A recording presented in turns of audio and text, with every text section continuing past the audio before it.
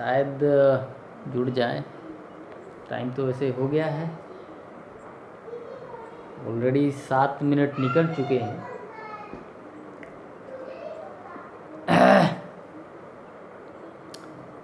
चलिए फिर शुरू करते हैं। आज हम फास्टिंग पे बात कर रहे हैं। उपवास के बारे में जानेंगे कि उपवास हमें क्यों करना चाहिए, कैसे करना चाहिए, उपवास के फ़ायदे क्या हैं। आज जो है हम इस विषय पे बात करेंगे।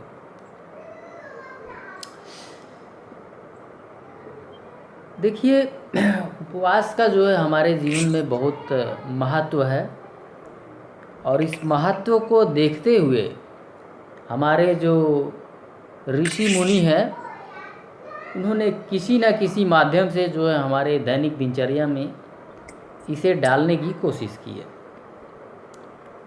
जैसे कि लोग जो है भगवान, तो कहीं ना कहीं ऋषि मुनि जो थे हमारे, वो इस बात को जानते थे कि शायद लोग जो है उनको इस बात का लालच दिया जाए कि जी आपको ये लाभ होगा। शायद स्वास्थ्य लाभ बोलते तो डायरेक्टली ना करते, लेकिन इस तरह से जो है आजकल हमारे दैनिक दिनचर्या में सभी लोग उपवास करते हैं। कोई एतवार का करता है, कोई सोमवार का करता है। अलग अलग जो है देवी देवताओं को प्रसन्न करने के लिए जो है हम लोग उपवास करते हैं।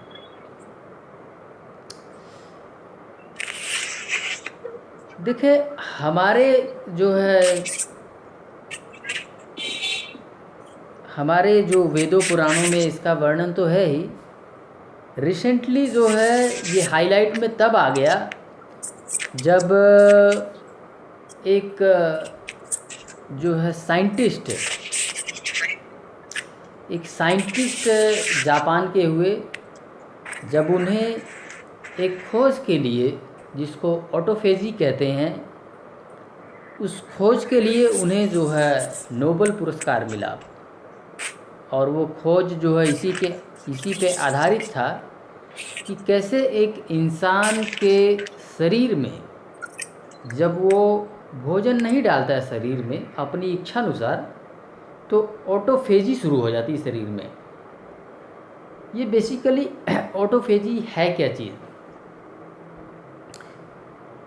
जब हमारे शरीर में ऑटोफेजी शुरू हो जाता है, तब जो बेकार सेल होते हैं, मरे हुए सेल्स होते हैं, उनको हमारे शरीर के जो सेल्स होते हैं उन्हें खाना स्टार्ट कर देते हैं। क्योंकि कहीं ना कहीं हमारे शरीर को जो है एनर्जी की आवश्यकता होती है, और उस एनर्जी की पूर्ति के लिए जो है हमारा जो है शरीर ऐसे जो बेकार वेस्ट पड़ी चीज़ों को जो है खा के एनर्जी की पूर्ति करता है। सच कहूँ तो कैंसर का सबसे बड़ा इलाज जो है ऑटोफेजी से ऊपर हो नहीं सकता है। और यदि किसी व्यक्ति को कैंसर हो जाए तो उसे फास्टिंग जो है ज़रूर करना चाहिए।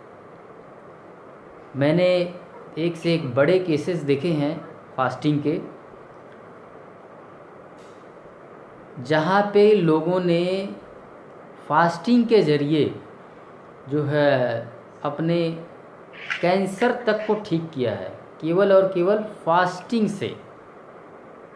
तो फास्टिंग में वो ताकत है जो कि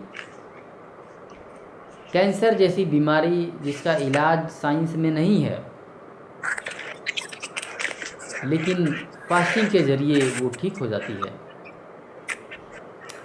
यहाँ तक कि तीसरे जो है चौथे स्टेज के कैंसर भी ठीक हुए हैं, प्रत्यक्ष रूप से हमने देखा है।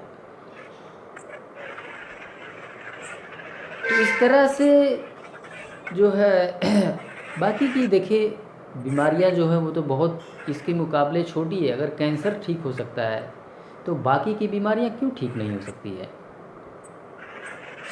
मेरा ये अनुभव कहता है कि जो है कहीं ना कहीं आज हम जो बीमार हैं, हमारी जो बीमारी का कारण है वो एक्सेसिव ईटिंग है। मतलब ज़्यादा खाना, बिना सोचे समझे खाना। हमें जो है देखिए ये प्रत्यक्ष रूप से जो शरीर दिख रहा है, इसको भी आराम देने के लिए हमें 1 दिन की छुट्टी मिलती है। हफ्ते में 6 दिन हम लोग काम करते हैं, लेकिन 7वें दिन छुट्टी लेते हैं, इसको आराम देते हैं। लेकिन क्या कभी आपने ये सोचा है कि हम अपने डाइजेस्टिव ट्रैक को भी कभी आराम दें? क्या इस विषय में हमने कभी सोचा है कि चलिए आज हम गरिष्ठ भोजन ना डाल के आज हम बिल्कुल हल्का भोजन कर लेते हैं? क्या ऐसा हम करते हैं? नहीं करते हैं। जो साधु संत लोग होते हैं, जो ज्ञानी लोग होते हैं, आप देखेंगे कि वो अल्पाहारी होते हैं, ज़्यादा भोजन नहीं करते हैं, और ऐसे लोग बहुत लंबे समय तक जीते हैं। उन्हें कोई भी बीमारियां नहीं लगती हैं। प्रत्यक्ष रूप से मैं खुद स्वयं आपके सामने बैठा हूँ, पिछले 2 वर्षों से जो है ईश्वर की कृपा से जो है किसी प्रकार की कोई समस्या नहीं हुई है, क्योंकि मैं खुद भी स्वयं इन चीज़ों को फॉलो कर रहा हूँ। अल्पाहारी, कम भोजन, इंटरमिटेंट फास्टिंग, ये सभी चीज़ें जो है मैं अपने दैनिक दिनचर्या में फॉलो कर रहा हूँ, और इसका प्रत्यक्ष रूप से लाभ आप देख सकते हैं। तो फास्टिंग के जो है ज़बरदस्त फ़ायदे हैं, बहुत ही बेहतरीन फ़ायदे हैं। फास्टिंग किसी भी बीमारी को ख़त्म कर सकती है, और वो भी जड़ से। इसलिए हमें जो है शरीर को रेस्ट तो हम देते ही देते हैं, हमें अपने डाइजेस्टिव ट्रैक को भी रेस्ट देना चाहिए। क्लींजिंग बहुत ज़रूरी है, अति आवश्यक है, और क्लींजिंग के लिए हमें जो है ऐसे आहार लेने की आवश्यकता पड़ती है जैसे कि ग्रीन जूसेस, और इसके अलावा अपने शरीर को जो है मैक्सिमम खाली रखना पड़ता है, क्योंकि जो हमारा स्टमक होता है, स्टमक, इसकी अग्नि अगर बुझ जाए तो कुछ भी पचेगा नहीं, कुछ भी डाइजेस्ट नहीं होगा। और अग्नि को जलाने का सबसे बेहतरीन काम फास्टिंग ही करता है, और कोई चीज़ नहीं कर सकता इसके अलावा। सबसे फास्टेस्ट रिजल्ट इसी से मिलेगा, उपवास से। अगर हमारी अग्नि मंद हो जाए तो वो हम उपवास के जरिए प्रदीप्त कर सकते हैं, जला सकते हैं फिर से। और जिस व्यक्ति की अग्नि मंद हो जाए तो समझ लीजिए कि उस व्यक्ति के शरीर में ढेरों सारे रोग आने वाले हैं, 1 बाय 1 करके। क्योंकि अगर अग्नि ठीक से नहीं जलेगी तो भोजन पचेगा नहीं तो वो बाहर भी नहीं होगा, निष्कासन भी नहीं होगा उसका अच्छे से। निष्कासन नहीं होगा तो कॉन्स्टिपेशन होगा, और कब्जी से फिर अगेन आपको पता ही है कि कब्जी जो है कितने बीमारियों को जन्म देती है। ये बहुत से लोग तक बोलते हैं कब्जी में, वो आईबीएस का क्या रीजन रहता है? आईबीएस क्या चीज़ होती है? आईबीएस का अर्थ है कि इरिटेबल बाउल सिंड्रोम। ये कब्जी से ही रिलेटेड है बेसिकली। जब कब्जी बहुत जो है लंबे समय तक रहता है, और जो हमारी आंतें हैं, हमारा जो डाइजेस्टिव ट्रैक है, जो हमारी चलिए आपको दिखा देते हैं आईबीएस में समस्याएं होती कहाँ पे है।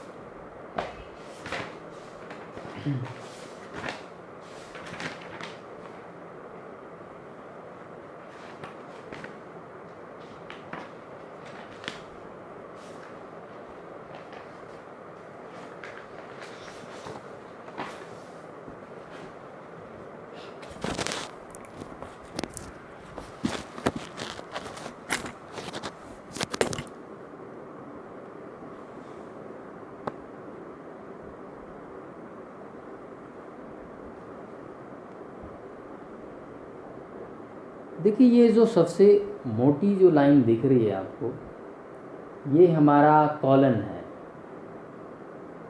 यहाँ पे जो वेस्ट मटेरियल है वो आके रुकता है और यहीं पे जमा रहता है। और ये जो दिख रहा है ये इंटेस्टाइन है, और यहाँ पे भोजन जो है उसका जो न्यूट्रिएंट्स होता है वो अब्जॉर्ब होता है यहाँ से।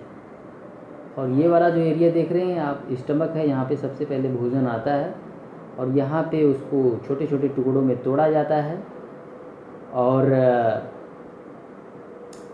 यहाँ पे काफ़ी सारे जो है रसायन जो है निकलते हैं और जहाँ पे इसका पाचन होता है। गैस्ट्रिक जूसेस निकलती हैं बेसिकली, जो उसका जो है उसको तोड़ती है। देखिए, जब हमारा वेस्ट मटेरियल पास नहीं होता है और इनके भीतर में जो है जमा हो जाता है तो इनकी जो हालत है कुछ इस तरह की हो जाती है।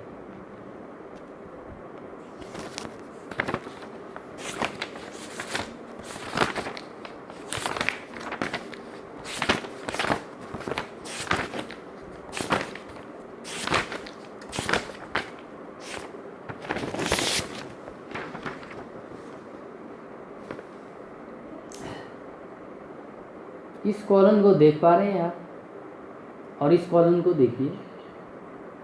तो होता क्या है कि ये छोटा सा छिद्र सा बन जाता है, ठीक है, बाकी कॉलम तो ख़त्म हो जाती है और यहाँ से थोड़ा थोड़ा मल जो है निकलता रहता है और हमें लगता है कि जो है हमारा पेट साफ हो रहा है। तो अब इस केस में क्या होगी समस्याएं? ये इस वजह से हुआ है क्योंकि हमने लंबे समय तक जो है इसका ध्यान नहीं दिया। वो गंदगी इसमें जमा थी और हमने इसको कभी भी साफ़ नहीं किया, ना ही भोजन के ज़रिए, ना ही एनीमा के ज़रिए, ना ही फास्टिंग के ज़रिए। बस हम भोजन डालते चले गए। ये दशा देखिए 20, 25, 30 सालों में होती है, इतनी जल्दी तो नहीं होती है, लेकिन हाँ फिर भी काफ़ी प्रभाव तो पड़ेगा ही। अगर हम साल, 2 साल, 3 साल के भी कॉन्स्टिपेटेड है तो डेफिनेटली कुछ प्रभाव तो पड़ेगा ही कॉलन पे, ठीक है। ये दशा तो काफ़ी लंबे समय बाद होती है। तो इसलिए जो है हमें कॉलन की अच्छे से सफाई कर लेनी चाहिए और इसके लिए जो है हमें एनीमा सबसे बेस्ट है, क्योंकि एनीमा पूरे 1.5 लीटर पानी इसके भीतर जो है चला जाता है और वो अच्छे से इसको जो है साफ़ कर देता है। तो इस तरह से जो है हमें एनीमा कर लेना चाहिए। और उसके बाद ग्रीन जूसेस जो है, ग्रीन जूसेस का फ़ायदा ये है कि ये इस एरिया को भी साफ़ करता है, ठीक है, या इसको भी करता है, ठीक है, स्टमक को जहाँ सबसे पहले भोजन जाता है, और जो है ये इंटेस्टाइन है इसको भी अच्छे से सफाई करता है और इसको करते हुए कॉलन तक पहुँच जाता है और इनफैक्ट इसको भी साफ़ करता है। लेकिन उतने बेहतरीन तरीके से ये साफ़ नहीं करता है ग्रीन जूसेस जितने बेहतरीन तरीके से एनीमा कर देता है। इसलिए एनीमा करना हमारे लिए सबसे ज़रूरी है। अब देखिए IBS होता क्या है, इसमें ना इन्फ्लोमेशंस हो जाते हैं इस एरिया में, इसमें हो जाएगा, ठीक है, आपके इंटेस्टाइन में भी हो जाएगा, क्योंकि मल जो है कहीं ना कहीं जब यहाँ से बाहर नहीं निकलेगा तो फिर कहीं ना कहीं इस एरिया में भी आना शुरू हो जाता है, ठीक है। अगर यहाँ से नहीं निकलेगा, हम एनीमा करके नहीं निकालेंगे तो ये जो है इस एरिया में भी आ जाता है। तो बेसिकली इन्फ्लोमेशन होता है और कुछ नहीं है। और इन्फ्लोमेशन आपको अच्छे से पता है कि अगर हम साफ़ सफाई रखेंगे इसको, ठीक है, सही भोजन डालेंगे तो इन्फ्लोमेशन समाप्त हो जाता है। तो IBS में कुछ घबराने वाली बात नहीं है, IBS पूर्ण रूप से जो है ठीक हो जाता है। तो आपको बस इसमें जो है डाइट को सही रखना है, IBS पूरी तरह से जो है ठीक हो जाएगा। IBS की चिंता करने की आवश्यकता नहीं है।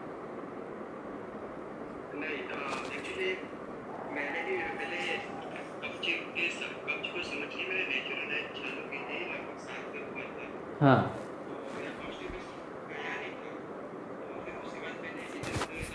रिसर्च की, फिर उन्होंने बोला आपको IBS हो सकती है।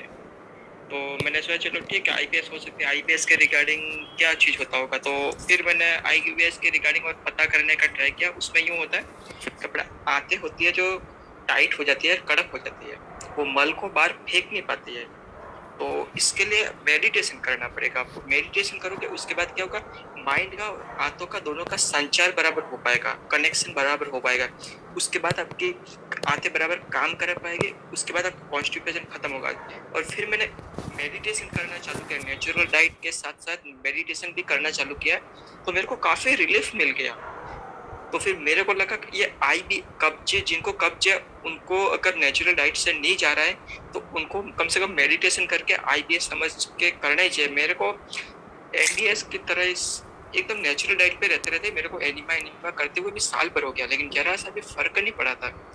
लेकिन मैंने जब से मेरे को किसी ने बताया आप आईबीएस हो सकता है, आपको ट्राई करो, फिर मैंने आईबीएस के ऊपर दिमाग लगा के मेडिटेशन करना जैसे चालू किया, फिर लगभग 7 से 8 दिनों में मेरे 50% मेरे को रिजल्ट मिल गया। अच्छा।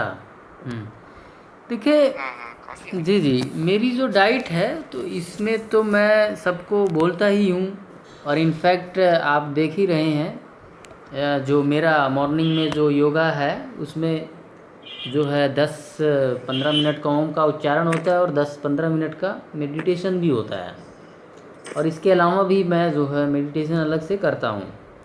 तो ये सारी चीज़ें जो हमारी डाइट में हैं, ठीक है, मेडिटेशन है, भागवत गीता है, ठीक है ना, ये सारी चीज़ें, देखिए यही तो मैं बार बार कहता रहता हूँ कि स्वास्थ्य जो है हमारा दो चीज़ों के मेल से बनता है, ठीक है। ये जो सत्व है हमारा मन जो है, ठीक है, और जो हमारा प्रत्यक्ष रूप से 5 महाभूतों से बना जो शरीर है वो है।